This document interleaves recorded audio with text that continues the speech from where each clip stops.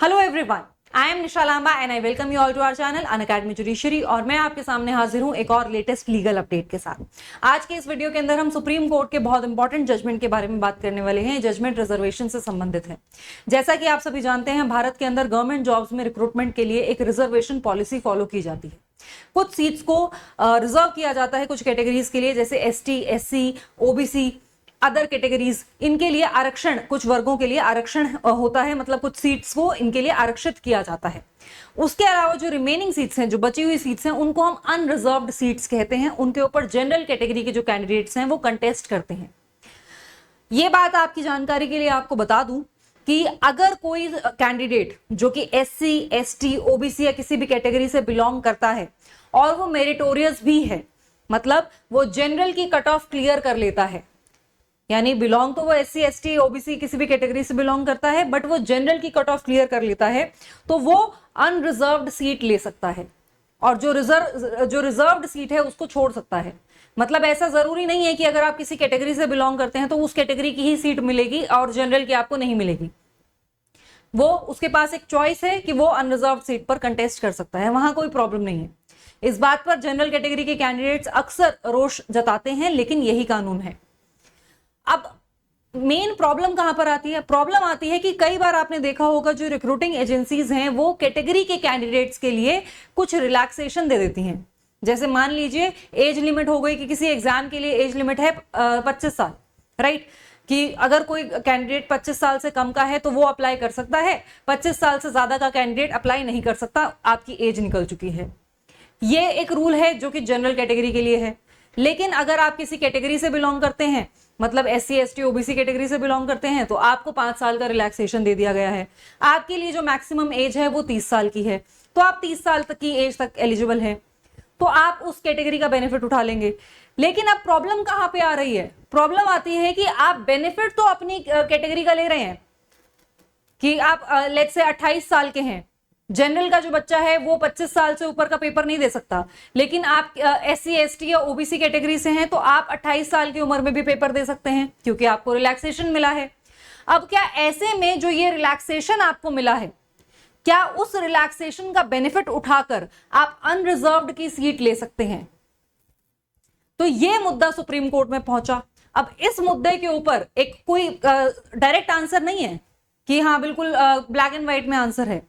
क्या जवाब दिया सुप्रीम कोर्ट ने, ये मैं आपको आज की इस वीडियो में बताने वाली हूं।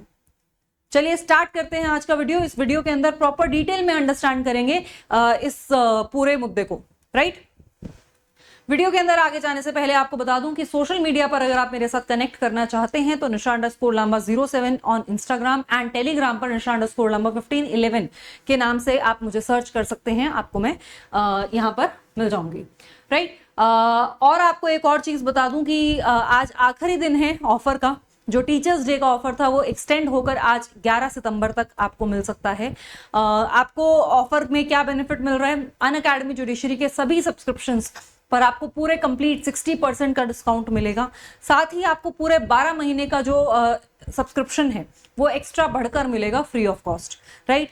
तो ये बेनिफिट आपको उठाना है, लेकिन इसके लिए आपको कुछ डिस्काउंट कोड चाहिए होगा। उसके लिए आपको ये स्पेशल डिस्काउंट कोड याद रखना है, निशा लांबा। इससे आपको स्पेशल डिस्काउंट मिल जाएगा। NISHALAMBA आप टाइप करेंगे, बिना स्पेस के कैपिटल में टाइप करेंगे, इससे आपको स्पेशल डिस्काउंट मिल जाएगा। चलिए, जजमेंट का नाम आप देख सकते हैं। जजमेंट का नाम है Uma Shankar Gujjar versus union of India 2025 supreme court का डिवीजन बेंच का ये जजमेंट है। इसके अंदर 2 जजेस हैं, justice Suryakant and Joy Mallya Bagchi. चलिए अब आपको मैं कहानी बताती हूँ, थोड़ा बैकग्राउंड देखते हैं कि ये केस सुप्रीम कोर्ट में कैसे पहुंचा और उसके बाद फिर क्या सुप्रीम कोर्ट ने होल्ड किया वो भी समझेंगे। सो बेसिकली जो एग्जाम जिसकी हम बात कर रहे हैं, ये एग्जाम है CISF का असिस्टेंट कमांडेंट की पोस्ट के लिए। अब असिस्टेंट कमांडेंट की पोस्ट में ना कुछ फिजिकल रिक्वायरमेंट भी होती है कि मतलब आपकी एलिजिबिलिटी, आप एग्जाम देने के लिए एलिजिबल तब होंगे जब आपकी हाइट इतनी होगी, कम से कम मान लीजिए आपकी हाइट कम से कम 5'7" होनी चाहिए, तब जाकर आप एग्जाम के लिए क्वालिफाई कर सकते हैं। अदरवाइज आप एग्जाम के लिए एलिजिबल ही नहीं है, आप एग्जाम ही नहीं दे सकते अगर आपकी 5'7" से हाइट कम है तो। लेकिन इस एग्जाम में एसटी कैटेगरी को बेनिफिट दिया गया था कि आपके लिए थोड़ी सी और रिलैक्सेशन है। फॉर एग्जांपल 2 इंच की रिलैक्सेशन एसटी कैटेगरी को दे दी, राइट? अब इस केस में क्या हुआ था कि जो जनरल कैटेगरी का कैंडिडेट है उसने ये केस फाइल किया था सुप्रीम कोर्ट में, मतलब सुप्रीम कोर्ट तक ये केस पहुंचा था जनरल कैटेगरी के कैंडिडेट के थ्रू। अब उस कैंडिडेट की प्रॉब्लम क्या है, क्या उनको समस्या आ रही है, उनके जो मार्क्स आए थे वो आए थे 363 और जनरल की कट ऑफ कितनी आई थी 364, तो मतलब वो एक नंबर से रह गए। अब उनका जो सपना था वो एक नंबर से रह गया पूरा होने से, right. On the other hand एक दूसरे कैंडिडेट हैं जो कि एसटी कैटेगरी से बिलोंग करते हैं और उन्होंने जो रिलैक्सेशन उनको मिली थी हाइट की उसका बेनिफिट उठा लिया अपनी कैटेगरी का, राइट। मतलब एसटी कैटेगरी को बेनिफिट मिला और वो बेनिफिट उन्होंने ले लिया और उसकी वजह से अगर वो जनरल के स्टूडेंट होते तो फिर वो मतलब वो जनरल कैटेगरी से बिलोंग करते तो फिर वो पेपर नहीं दे सकते थे, पर क्योंकि वो एसटी कैटेगरी से बिलोंग करते थे इस वजह से हाइट की रिलैक्सेशन मिल गई और इस वजह से एलिजिबल हो गए और इस वजह से पेपर दे सकते थे, राइट। एग्जाम दे दिया, एग्जाम देने के बाद उनके मार्क्स अच्छे आ गए, उन्होंने जनरल कैटेगरी की जो कट ऑफ थी उसको क्लियर कर दिया। अब उन्होंने अपनी कैटेगरी की सीट ना लेकर जनरल कैटेगरी की सीट ले ली जो अनरिजर्व्ड सीट थी। अब यहां पर जो पिटिशनर हैं उनका ये कहना है कि अगर इन्होंने अपनी कैटेगरी का बेनिफिट उठाया है, हाइट की रिलैक्सेशन का बेनिफिट उठाया है एलिजिबिलिटी के लिए, तो फिर इनको सीट भी अपनी ही कैटेगरी की लेनी चाहिए थी।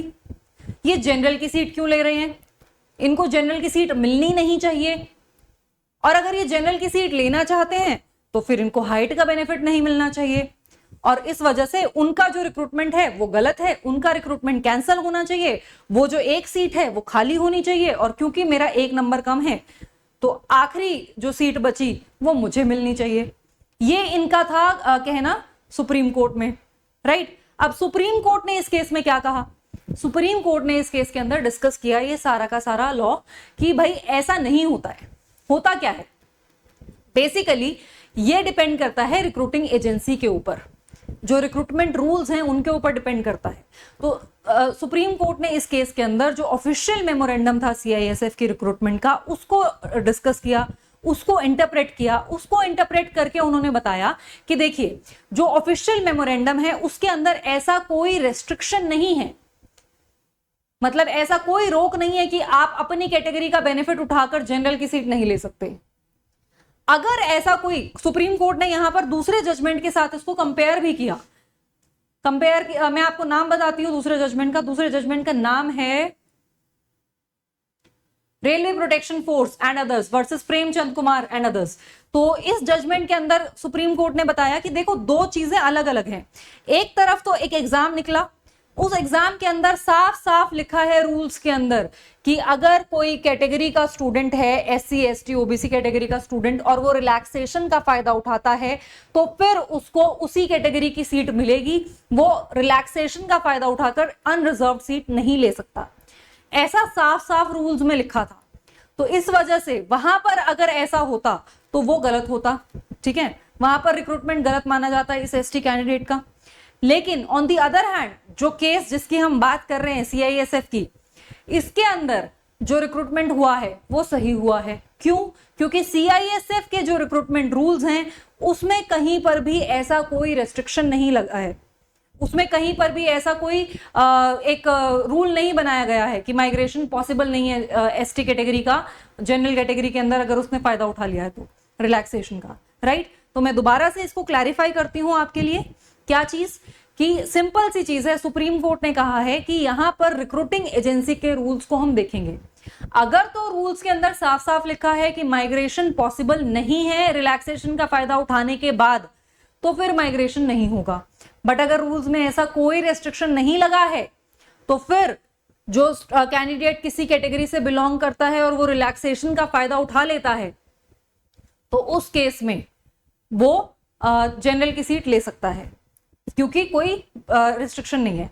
तो मतलब एक तरह से बाय डिफॉल्ट रूल क्या हो गया कि बाय डिफॉल्ट रूल यही है कि जो एसटी एससी ओबीसी कैटेगरी के कैंडिडेट्स हैं उनको अगर कोई रिलैक्सेशन दिया गया है, उम्र का, हाइट का, किसी भी चीज का रिलैक्सेशन दिया गया है तो वो उस रिलैक्सेशन का फायदा अपनी कैटेगरी का उठाएंगे और वो सीट जनरल की लेंगे। अगर कोई रिस्ट्रिक्शन नहीं लगा है तो जनरल रूल तो ये है।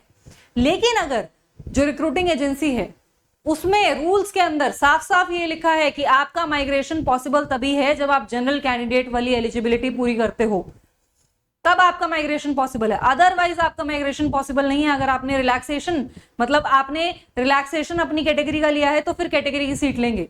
अगर जनरल की सीट पे जाना है तो जनरल की सीट के लिए तो आपको जनरल की कैंडिडेट की तरह ही एलिजिबल होना होगा। अगर रूल्स में ये बात लिखी है फिर वो फॉलो होगा। अगर ऐसा कोई रूल में कुछ नहीं लिखा है फिर तो जो कैटेगरी का कैंडिडेट है वो अनरिजर्व सीट पर जा सकता है और फायदा अपनी कैटेगरी का उठा सकता है। आई होप आपको ये जजमेंट अच्छे से समझ में आया होगा। वीडियो के अंडर जो कमेंट सेक्शन है वहां पर मुझे ज़रूर बताइएगा कि आपको सुप्रीम कोर्ट का ये जजमेंट कैसा लगा। क्या आप इन रूल्स से सहमत हैं? आपको क्या लगता है क्या इसके अंदर कुछ बदलाव किया जाना चाहिए? मुझे कमेंट सेक्शन में बताइएगा। चलिए अब आपको एक छोटी सी इंफॉर्मेशन और दे दूं। अनअकैडमी आपके लिए एक बेस्ट फ्रेंड आपका लेकर आया है, आपका एक best friend as a mentor लेकर आया है। आर्टिफिशियल इंटेलिजेंस के ज़माने में आपका एक फ्रेंड है ऊना। ये आपको हेल्प करेंगे आपकी तैयारी को और बेहतर बनाने में। वॉइस मोड में आप इनसे बात कर सकते हैं और इंस्टेंट आंसर्स ले सकते हैं। वॉइस मोड में आप इनके अपनी नॉलेज को टेस्ट कर सकते हैं और ये आपको अच्छी समरीज भी प्रोवाइड करते हैं, राइट। और आपको ये भी बता दूं कि अगर आप किसी भी स्टेट के एडीपी, एपीओ, एडीए इस तरह के एग्जाम की तैयारी कर रहे हैं और आपको एक कॉम्प्रिहेंसिव बैच चाहिए जहां पे सभी स्टेट्स के इस तरह के एग्जाम्स की प्रिपरेशन आपकी हो जाए, तो फिर आप अनअकैडमी जुडिशरी पे सब्सक्रिप्शन ले सकते हैं। बैच लाइव हो चुका है। इसमें आपको सभी स्टेट्स के जो आपके बेसिकली जो प्रोसिक्यूटर के एग्जाम हैं, असिस्टेंट प्रोसिक्यूटर के, उनकी आप प्रिपरेशन कर सकते हैं।